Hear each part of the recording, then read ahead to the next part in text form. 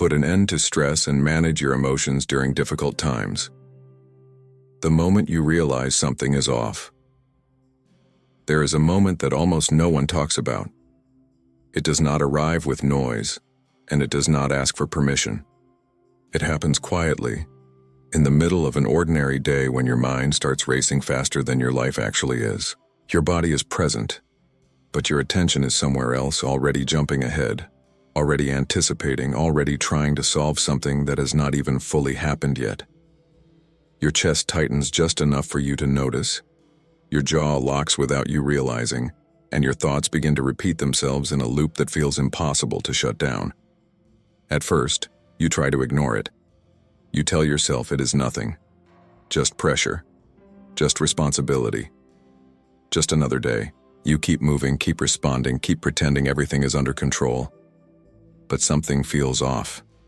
There is a subtle loss of clarity, a sense that you are no longer choosing your reactions, you are being carried by them. And the more you try to force control, the more it slips through your hands.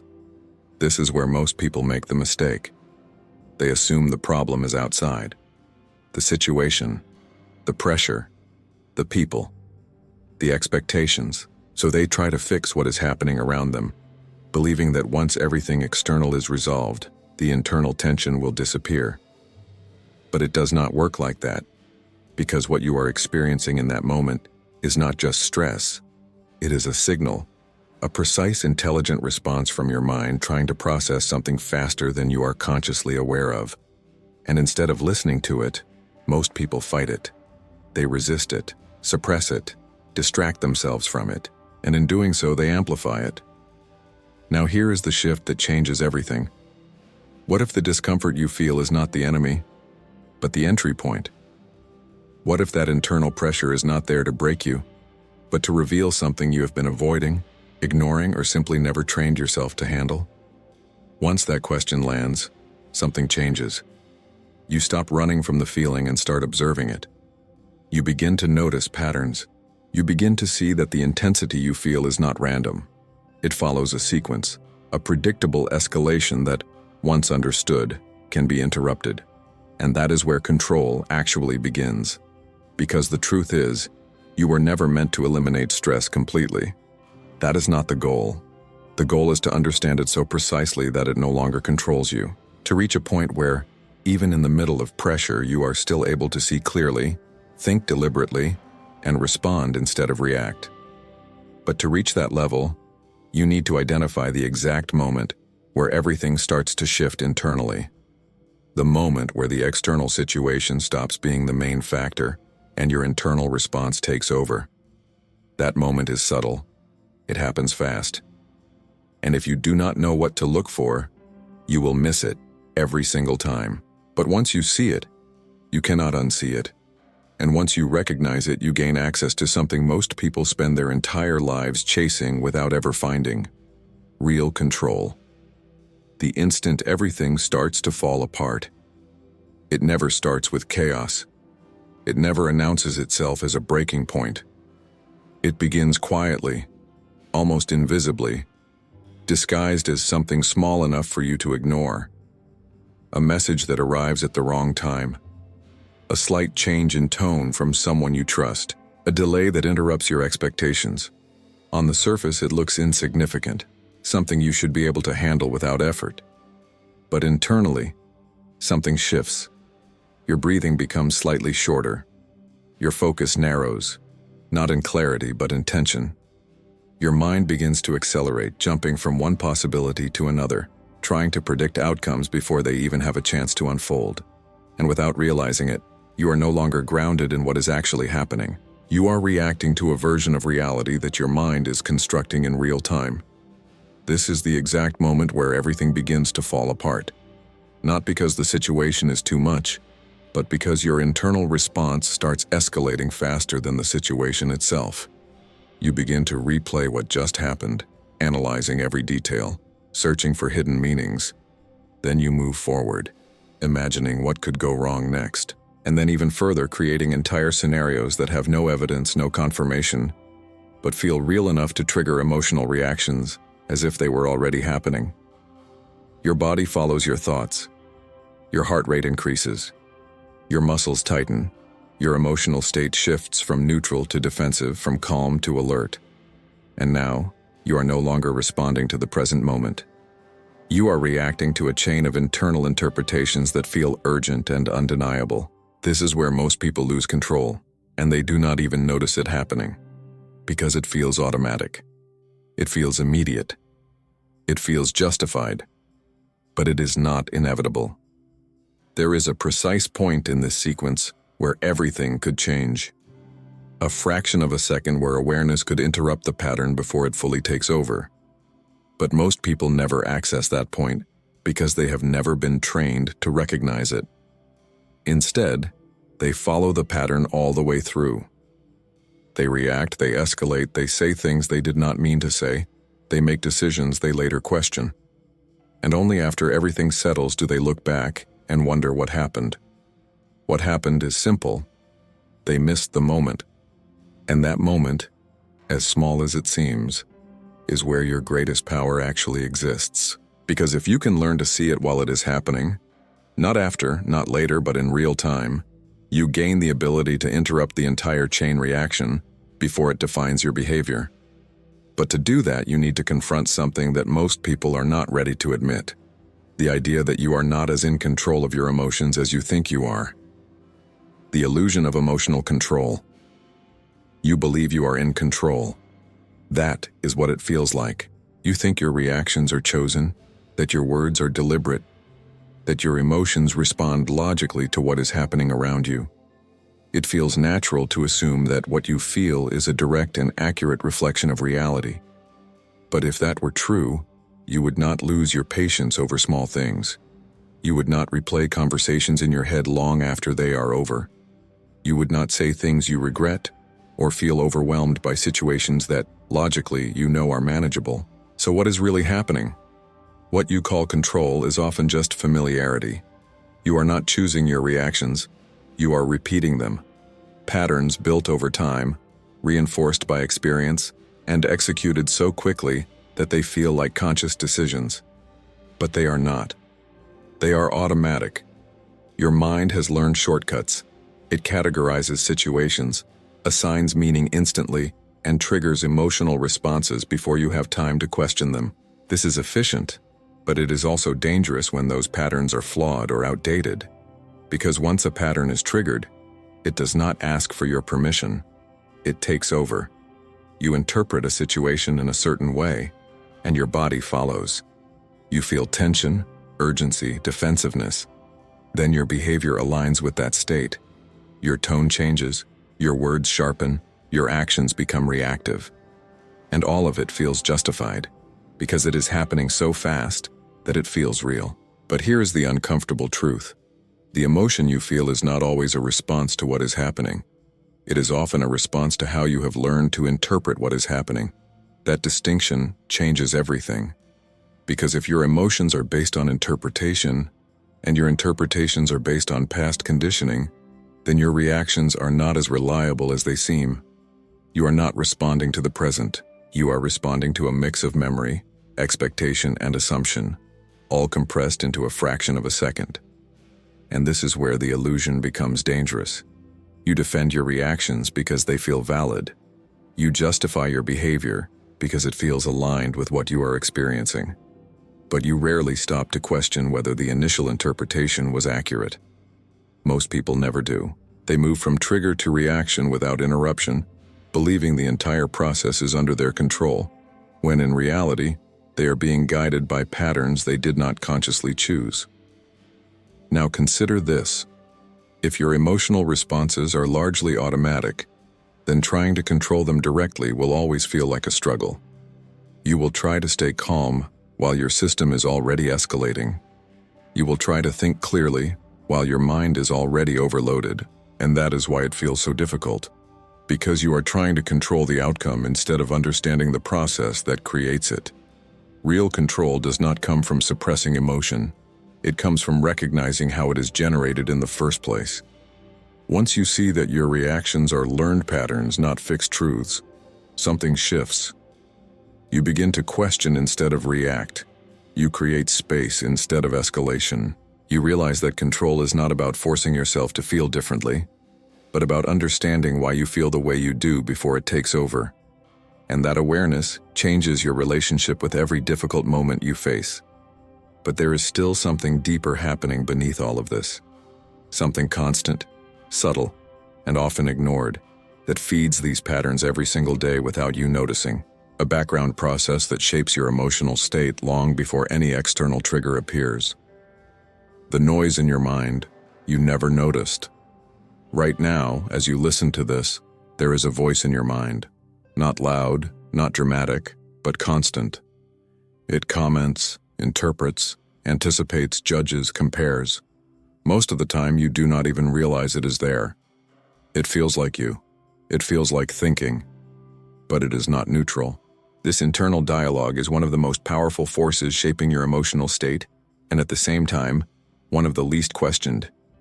It runs in the background, uninterrupted, building narratives about everything that happens around you. And those narratives are not always accurate, but they are always influential. You wake up, and before anything even happens, the mind starts. What needs to be done? What could go wrong?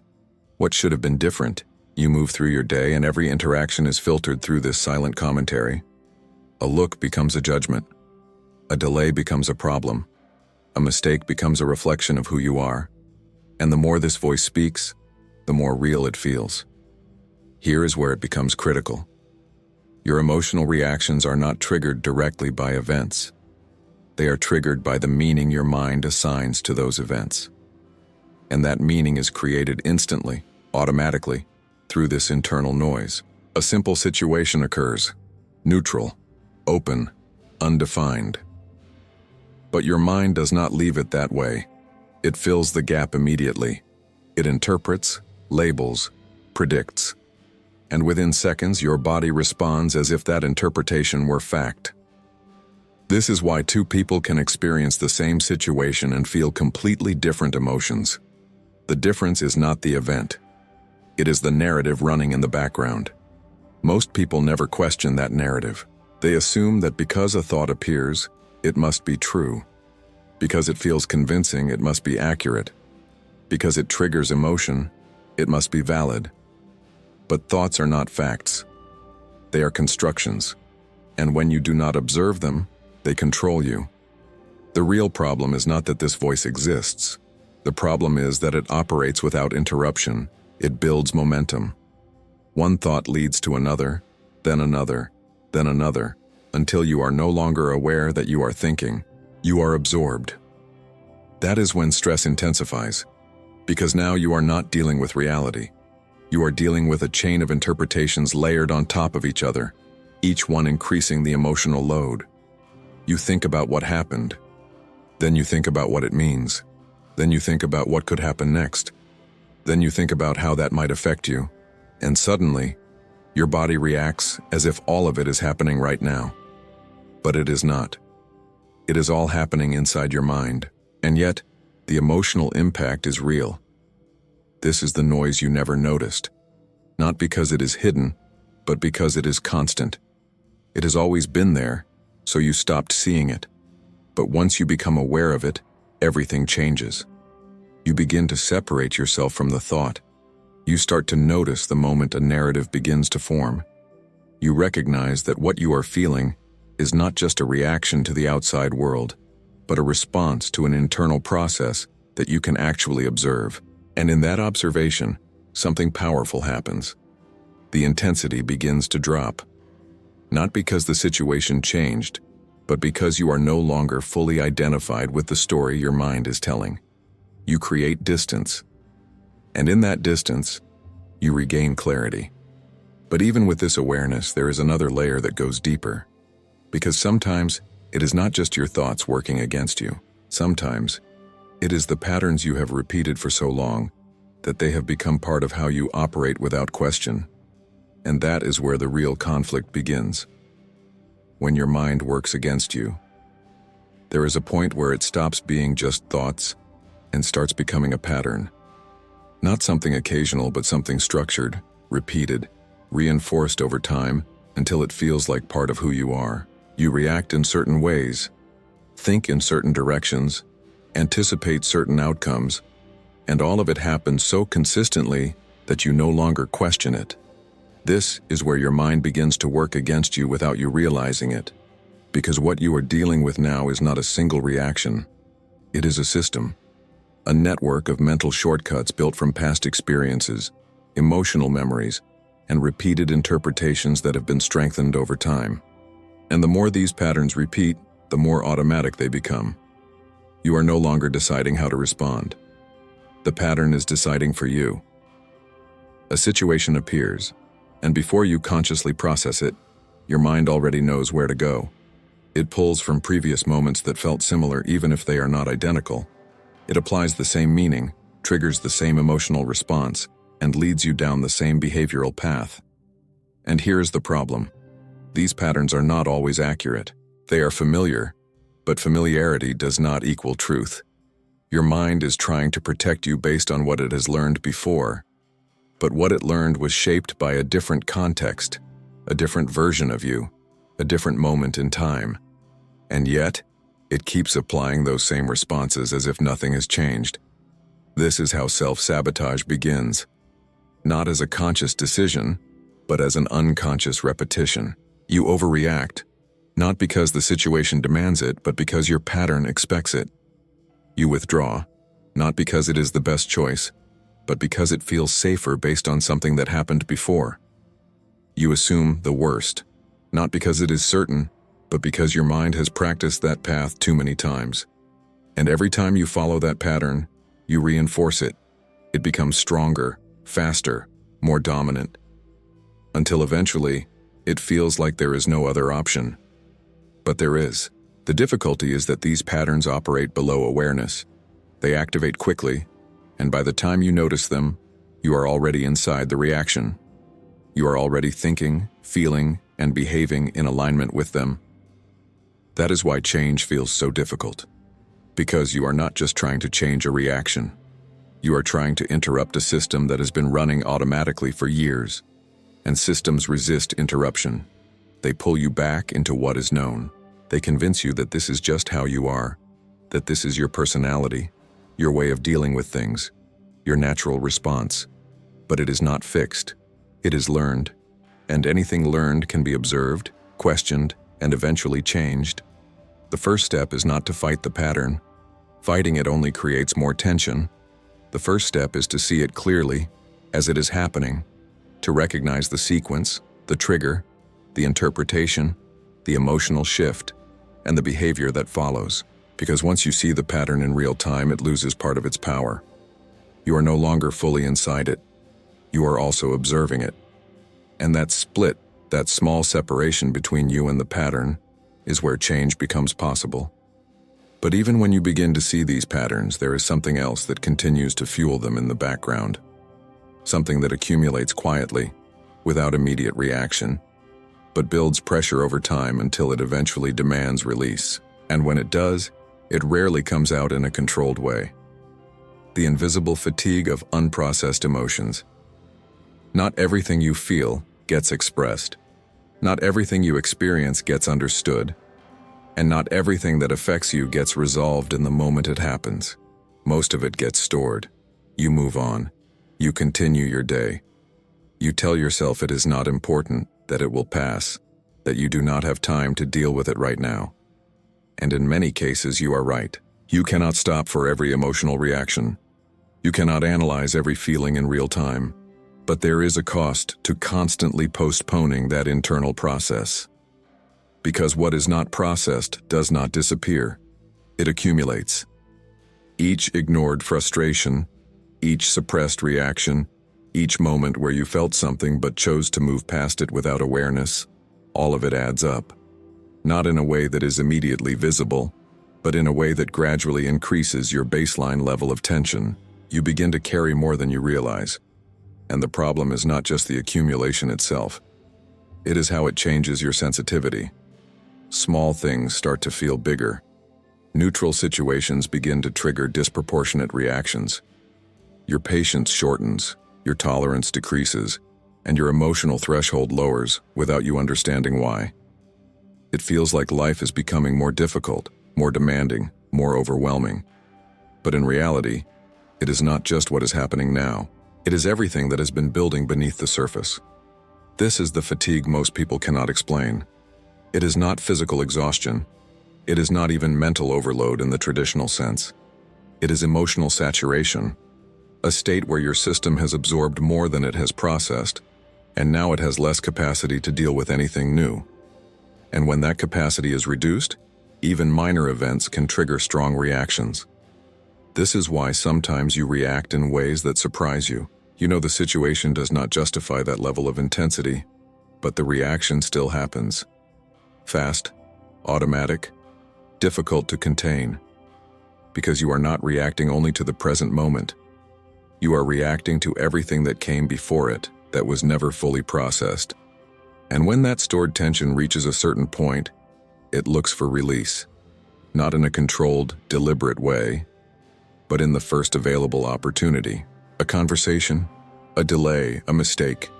Anything that opens the door just enough for that accumulated pressure to come out. That is when people say things they did not intend to say. That is when they feel overwhelmed without a clear reason. That is when they lose control, not because of what just happened, but because of what has been building for too long. Understanding this changes how you see your own reactions. You stop judging the intensity as irrational and start seeing it as information, a signal that something has been ignored, postponed, or left unresolved internally. And once you see it this way, you realize something important. Managing stress is not just about handling what is happening now. It is about reducing what you are carrying from before. Because the lighter your internal load, the more space you have to respond with clarity. And that leads to a critical realization. If so much of your reaction is influenced by what is already inside you, then the moment something happens is not the only place where change is possible. There is a space, brief but powerful, where everything can shift before the reaction takes over. Most people never notice it, but once you do, it changes everything. The space between stimulus and response. There is a moment so brief that most people never notice it. It does not feel like a pause. It does not announce itself as an opportunity. It exists between what happens and how you react, and it disappears almost instantly if you are not aware of it. But that moment is where your control actually lives. Something happens. A word, a situation, an unexpected shift. Immediately your mind begins its process. Interpretation starts, emotion follows, and your body prepares to respond. For most people, this entire sequence feels continuous, as if stimulus and reaction are the same thing. They are not. There is a gap. Small, subtle, almost invisible, but real. And within that gap, there is a choice. The problem is not that the choice does not exist. The problem is that it is usually overshadowed by speed. Your system is trained for efficiency, not awareness. It prioritizes quick reactions over conscious responses. And because of that, the gap closes before you even realize it was there. This is why reactions feel automatic. Because you are not used to accessing that space. But the moment you begin to notice it, everything starts to change. At first it feels difficult. The reaction still comes fast. The emotion still rises. But there is a slight difference. A fraction of awareness that was not there before. You begin to sense the shift as it happens, not after. And that changes your relationship with the moment. Instead of being carried by the reaction, you start to observe it forming. You feel the impulse to respond, but you also see it.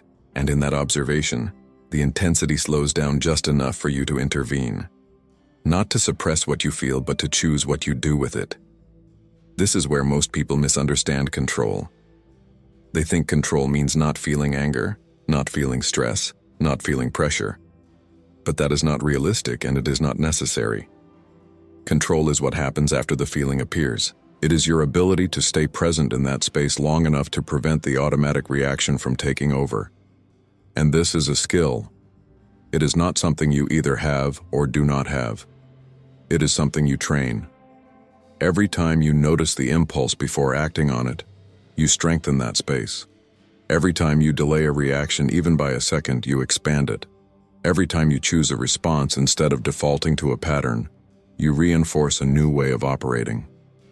And over time, that space grows. What was once a fraction of a second becomes something more accessible. You begin to experience moments with more clarity, more stability, more control over how you engage with what is happening. But there is an important detail. You cannot access this space if you are completely absorbed in your thoughts. You cannot use it if you are not aware of what is happening internally. Awareness is what reveals the gap. Without it, everything collapses into automatic reaction again. That is why this is not just about slowing down. It is about becoming conscious of the process as it unfolds. Once you develop that awareness, you realize something powerful. You do not need to change the world around you to feel different. You need to change how you meet it in that precise moment between stimulus and response. And when you begin to operate from that space, something else starts to shift. The meaning you assign to stress itself begins to change. What once felt like a threat starts to become something else entirely. Reprogramming the meaning of stress. At some point, without realizing it, you learned that stress is a problem. Something to avoid, something to reduce, something that signals that something is wrong. And because of that, every time stress appears, your first instinct is resistance. You try to eliminate it, you try to escape it, you try to control the situation so that the feeling disappears. But what if that approach is exactly what keeps you trapped? Because the moment you label stress as something negative, something harmful, your mind begins to treat it as a threat. And when something is perceived as a threat, your system reacts accordingly. Tension increases. Urgency rises. Your body prepares for defense. Now you are not just dealing with the original situation. You are also dealing with your resistance to it. This is where stress multiplies. Not because the situation got worse, but because your interpretation intensified it. Here is the shift that changes everything. Stress is not the enemy. It is a signal of demand. A response to pressure, yes, but also an indication that something matters, that something requires attention, adaptation, or action. Without stress, there would be no growth, no urgency to improve, no activation of your ability to respond under pressure. The problem is not the presence of stress. It is the meaning you attach to it. When you see stress as a threat, your system contracts, your thinking narrows, your reactions become rigid. You move into defense mode, trying to protect yourself from something that is not necessarily harmful. But when you begin to see stress as information, something shifts. Instead of reacting against it, you start working with it. You feel the activation, but you do not panic. You notice the pressure, but you do not interpret it as danger. You allow the energy to exist without immediately trying to shut it down. And that changes your internal state. Because now, the same physiological response that once led to anxiety can be redirected toward focus.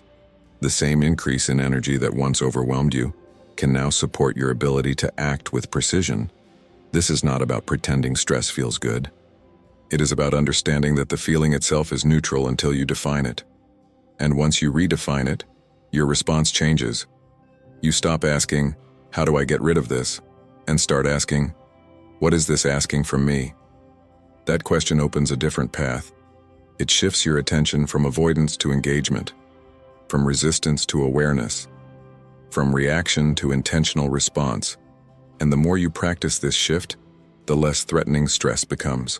It loses its power to destabilize you, not because it disappears, but because you no longer interpret it as something that must be fought. You begin to see it as part of the process. And that changes how you move through difficult moments. Because now, instead of reacting immediately, you create space. You allow the feeling to exist without letting it dictate your behavior. And that leads to a skill that most people underestimate. But that has the power to completely transform how you handle pressure. The ability to not react immediately. The art of not reacting immediately. There is a difference between feeling and reacting, and most people never learn to separate the two. The emotion appears, and almost instantly, the reaction follows. Words are spoken, decisions are made, actions are taken, all within seconds, all driven by a state that has not yet been understood. It feels natural, it feels justified, it feels necessary, but it is not. Reacting immediately is not a requirement. It is a habit, and like any habit, it can be changed. The moment an emotion arises, there is an impulse to express it, to release it, to act on it.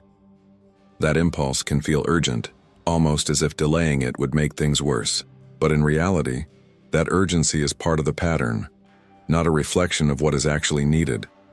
Because most emotional reactions do not require immediate action. They require understanding. When you react too quickly, you are not responding to the full picture. You are responding to the first interpretation your mind created. And as you have already seen, that interpretation is not always accurate. So what happens when you interrupt that speed?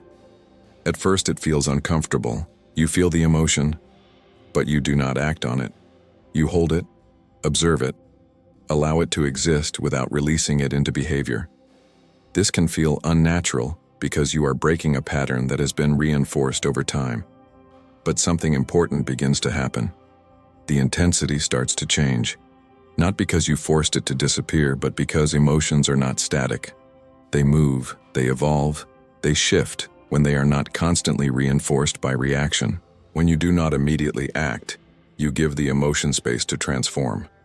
What felt like anger may reveal itself as frustration. What felt like urgency may reveal itself as fear. What felt overwhelming may begin to organize itself into something you can actually understand. And once you understand it, your response changes. You no longer speak from impulse, you speak from clarity. You no longer act to release tension, you act with intention. This is where real strength shows, not in suppressing what you feel, but in not being controlled by it. Because choosing not to react immediately is not passive. It is active control. It is the decision to pause, to observe, to give yourself the time needed to respond in a way that aligns with who you want to be, not just with what you are feeling in that moment. And the more you practice this, the more natural it becomes. That initial impulse to react loses its authority. It is still there, but it no longer dictates your behavior. You begin to trust that you do not need to act instantly to handle a situation effectively. You create a different rhythm, a rhythm where awareness comes before action. And in that rhythm, your responses become more precise, more deliberate, more aligned with reality instead of assumption. But there is something that makes this process even more powerful. Because when you combine this pause with a deeper understanding of what you are actually feeling, something shifts at a fundamental level. The emotion stops being overwhelming and starts becoming clear. The silent strength of emotional clarity.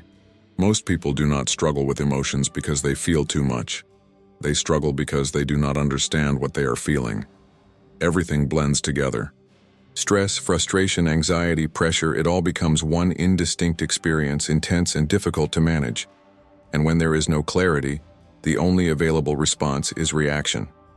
Because if you cannot identify what is happening internally, you cannot respond to it with precision.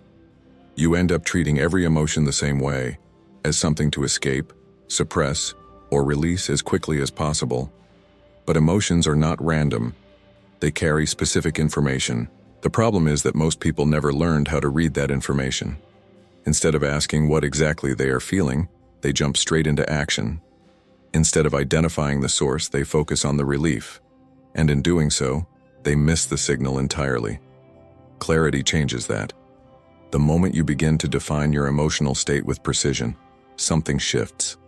Not because the situation changes, but because your relationship with it becomes more structured. What was once overwhelming becomes identifiable. What was once confusing becomes organized. You stop saying, "I feel stressed," and start noticing the difference between tension, fear, pressure, uncertainty, or frustration. And that distinction is not small. It is everything. Because each of those states requires a different response.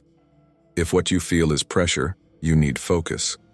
If what you feel is fear, you need reassurance or perspective. If what you feel is frustration, you need adjustment or redirection. But if you treat all of them as the same, you respond blindly. And blind reactions create more instability. Emotional clarity gives you direction, It allows you to engage with what you are feeling instead of being consumed by it. You begin to notice patterns in how your emotions appear, how they evolve, and what triggers them. You start to see that your internal state is not chaotic. It is structured, even if that structure has been invisible until now. And once you see that structure, you gain influence over it. You do not need to eliminate the emotion. You need to understand it. That understanding alone reduces intensity, because confusion amplifies emotion. When you do not know what you are feeling, your mind tries to fill the gap, often by assuming the worst. But when you identify the emotion clearly, the uncertainty drops, and with it the emotional pressure. You create stability, and that stability allows you to respond with intention. Instead of reacting to a general sense of discomfort, you respond to a specific internal state. Your actions become more aligned, more effective, more controlled. And over time, this becomes a new way of operating. You stop fearing your emotions because they no longer feel unpredictable. You start using them as information, as signals that guide your behavior instead of disrupting it. But there is one thing that determines whether this clarity becomes a consistent part of your life or just a temporary insight. It is not knowledge. It is practice. Because without consistent training, even the clearest understanding fades under pressure. And that is where most people fall back into old patterns. The daily training, no one teaches. Understanding your emotions once is not enough. Seeing the pattern once is not enough. Even recognizing the space between stimulus and response once is not enough. Because in moments of pressure, you do not rise to your level of knowledge. You fall to your level of training. And most people have never trained this. They wait for difficult moments to try to control themselves, to stay calm, to respond better. But when the pressure comes, the system defaults to what it knows best, the patterns that have been repeated the most. That is why change feels inconsistent. You have moments of clarity, moments where you respond well, where you feel in control. But then, in another situation, you react the same way you always did. Not because you failed, but because the new pattern is not yet stronger than the old one. Training is what makes the difference. Not intense, complicated routines, but small, consistent actions that reinforce awareness every day. Because control is not built in extreme situations. It is built in ordinary moments. It starts when nothing is wrong. When your mind is calm, when there is no pressure, that is where you develop the ability to observe your thoughts without being carried by them. That is where you practice noticing your internal state without reacting to it. Because if you cannot do it in calm moments, you will not be able to do it in intense ones. This is where most people misunderstand growth. They look for transformation in big breakthroughs, in powerful realizations, in moments of motivation. But those moments fade. What remains is what you repeat. So the real question becomes simple. What are you reinforcing every day? If every day you react immediately, you reinforce impulsivity. If every day you ignore what you feel, you reinforce disconnection. If every day you let your thoughts run without observation, you reinforce automatic patterns. But if every day you pause, even briefly, you begin to build something different. You notice a thought and do not follow it immediately. You feel an emotion and do not act on it instantly. You create small interruptions in the automatic flow of your reactions. At first, these moments feel insignificant, but they are not. Each time you do this, you are training your system to operate differently. You are showing your mind that it does not need to rush, that it does not need to escalate, that there is another way to respond. And over time, that repetition creates a new baseline. What once required effort begins to feel natural. The pause becomes more accessible. The awareness becomes more consistent. The reactions begin to slow down without you forcing them. This is how real control is built. Not through intensity, but through consistency. Not through trying harder in difficult moments, but through training yourself in simple ones. And eventually, something shifts. You enter a situation that would have triggered you before, and you notice the difference. The impulse is still there, but it does not take over. The emotion appears, but it does not control your behavior. You respond differently, not because you tried in that moment, but because you have trained for it long before it arrived. And that is when you realize that you are no longer reacting the way you used to. You are operating from a new pattern, and that new pattern becomes most visible when you are under pressure. The new standard of response under pressure. There is a clear difference between someone who understands emotions and someone who has trained them. That difference only becomes visible under pressure. When everything is calm, anyone can appear in control. But when tension rises, when expectations increase, when something does not go as planned, that is where the real pattern reveals itself.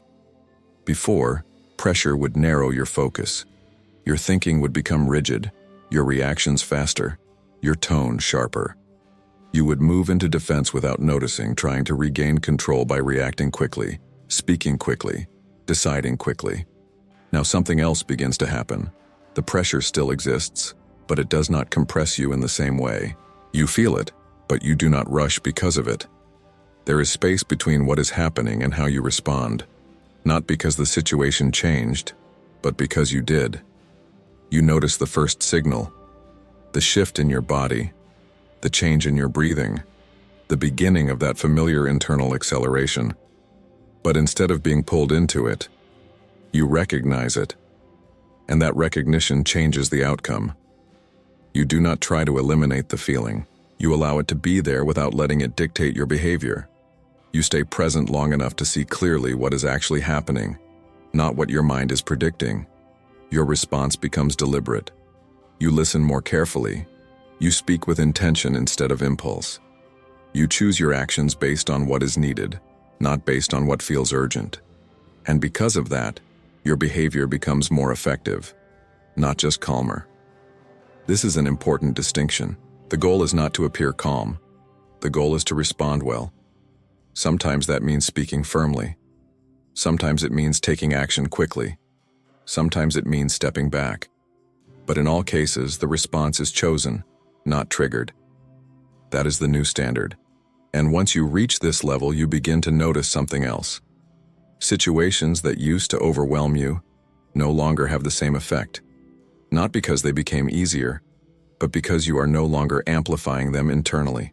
You are no longer adding layers of interpretation, assumption, and reaction on top of what is already happening. You deal with reality as it is, and that simplifies everything. Your energy is no longer wasted on unnecessary escalation. Your focus remains where it matters. Your decisions become clearer because they are not being made from a state of confusion or emotional overload. This does not mean you never feel pressure again. It means pressure no longer controls you. And over time, this becomes your default way of operating. Not something you have to remember, not something you have to force, but something that happens naturally because it has been reinforced enough times. You trust your ability to handle situations as they come. You no longer fear losing control because you understand the process well enough to stay within it, even when intensity rises. And this is where everything comes together. Because once you reach this point, you are ready to see the full picture. Not just how to manage stress, not just how to control reactions, but what all of this actually means for the way you live your life. The moment you take control of your own mind. There was a time when everything felt automatic, when your reactions happened before you could question them, when stress dictated your state, your emotions dictated your behavior, and your mind moved faster than your awareness could follow. That time is over, not because life became easier, not because pressure disappeared, but because you now see what was invisible before. You recognize the moment things begin to shift. You understand the patterns that once controlled you. You see the space where your choice exists, and once you see it, you cannot go back. You no longer confuse intensity with urgency. You no longer treat every thought as truth. You no longer allow every emotion to turn into action. There is a separation now, a clarity that gives you access to something most people never fully develop. Deliberate control. This does not mean perfection. You will still feel pressure.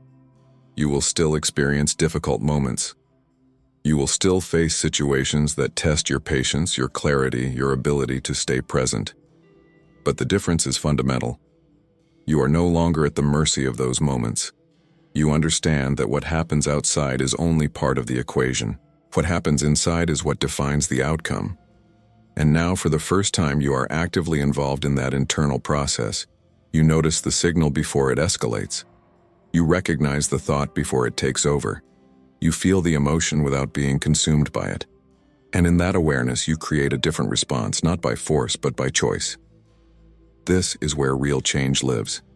Not in controlling the world, but in mastering your interaction with it. Because when you control your response, you influence everything that follows. Your decisions improve. Your communication becomes clearer. Your actions become more aligned with who you want to be, not just with what you feel in the moment. And that creates a different life. A life where pressure does not break you, where challenges do not destabilize you, where emotions do not define you, but inform you. You stop reacting to life. You start leading yourself through it. And that is the moment everything changes.